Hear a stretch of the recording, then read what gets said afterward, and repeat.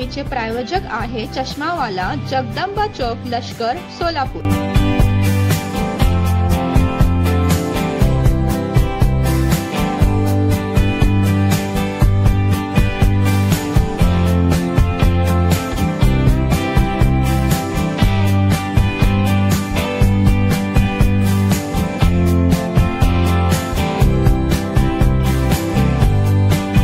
फडणवीसांनी अजित पवार आणि एकनाथ शिंदे यांना ताकद दिली, पण रिमोट नाही। सर्वे केला तरी फडणवीस यांच्या राजकीय डोक्यापुढे बाकी शून्य होते। अजित पवार 100% तुमचा जोर होता, फक्त तोवर जोपर्यंत फडणवीस नव्हते।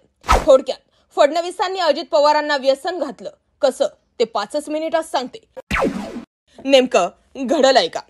अजित पवार फुल ऍक्शन मध्ये होते। एकनाथ शिंदे आणि त्यांच्यासोबत शपथ घेतलेल्या मंत्र्यांना सुद्धा अजित पवार गटाचे आमदार मोजत नव्हते, म्हणजे थोडक्यात मंत्री मोजत नव्हते। का? तर कारण त्याला एकच, आपला डाऊन सत्तेमध्ये आलेत आणि याच कारणामुळे आता पुढच्या घडामोडी ज्या आहेत त्या घडामोडींनी वेग घेतलेला आहे। देवेंद्र फडणवीस जसे ऍक्शन मोड मध्ये आले त्याच पद्धतीने काही निर्णय घेतले। निर्णय असे तसे घेतले नाही तर अजित पवारांचे निर्णय फिरवले, अजित पवारांचे निर्णय बदलवले आणि त्यामुळे देवेंद्र फडणवीस सुपर सीएम, एकनाथ शिंदे फक्त चेहरा आणि अजित दादांच्या दादागिरीला चाप बसवला अशा स्वरूपाच्या हेडलाईन्स समोर आल्या।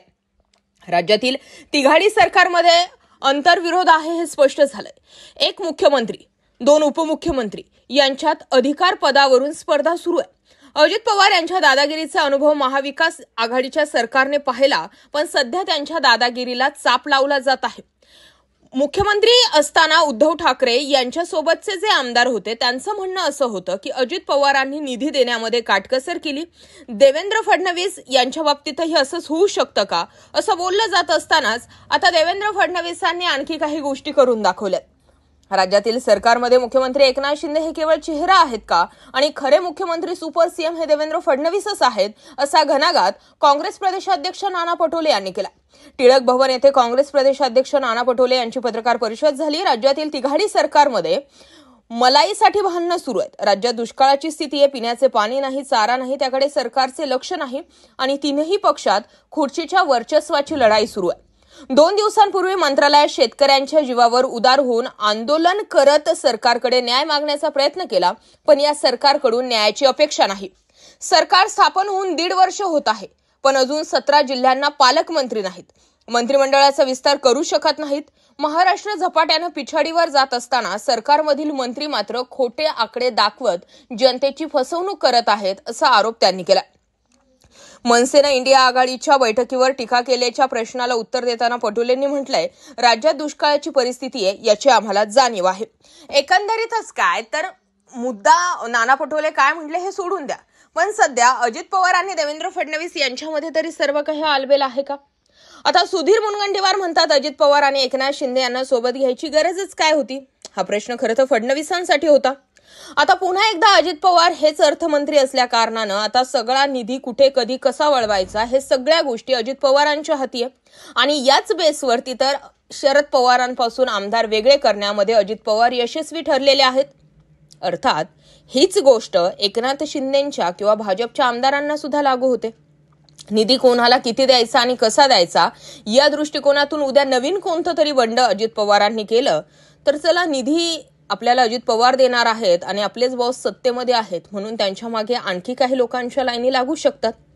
असो, हा मुद्दा वेगळा असला तरी सुद्धा देवेंद्र फडणवीस किती काहीही झालं आणि कोणत्याही कानाकोपऱ्यात असलं, म्हणजे ते जपानला होते, कांद्यासंदर्भात निर्णय आला, त्यानंतर धनंजय मुंडे एक्स्ट्रा डोकं चालवत होते, परंतु लगेच फडणवीसांचं ट्विट आलं आणि विषय दाबला गेला। त्यामुळे कोणी कसंही वागत असलं आणि देवेंद्र फडणवीस कोणत्याही कामात बिझी असले तरी थोडी सुद्धा ढील ते अजित पवार आणि एकनाथ शिंदे यांना देणार नाहीत असंच वारंवार दिसून येत आहे। याबाबत तुम्हाला काय वाटतं? कमेंटमध्ये व्यक्त व्हा। मुद्दा आणि विषय आवडला असेल तर जास्तीत जास्त लोकांपर्यंत शेअर करा। आपल्याकडे एक म्हण आहे, आल्याची खोड गेल्याशिवाय जात नाही। अगदी त्याच पद्धतीने आता ह्या सरकारचं असणार आहे का? कोणी कोणत्याही पक्षामध्ये गेलं तरी एकतर सगळे उमेदवारच बदलले गेले पाहिजे किंवा मग आता जनतेच्याच हातात कायदा दिला पाहिजे, अशी सुद्धा एकसूर मागणी जी आहे ती लोकांची निघताना दिसते. याबाबतही तुम्हाला काय वाटते कमेंट करायला विसरू नका. मुद्दा आवडला असेल तर जरूर शेअर करा. जर तुम्हाला आपल्या चॅनलवरती कुठल्याही प्रकारची जाहिरात प्रसिद्ध करायची असेल तर बायोमध्ये आपला मेल आयडी दिलेला आहे, तेथून आम्हाला जरूर संपर्क साधा. जय महाराष्ट्र पब्लिक.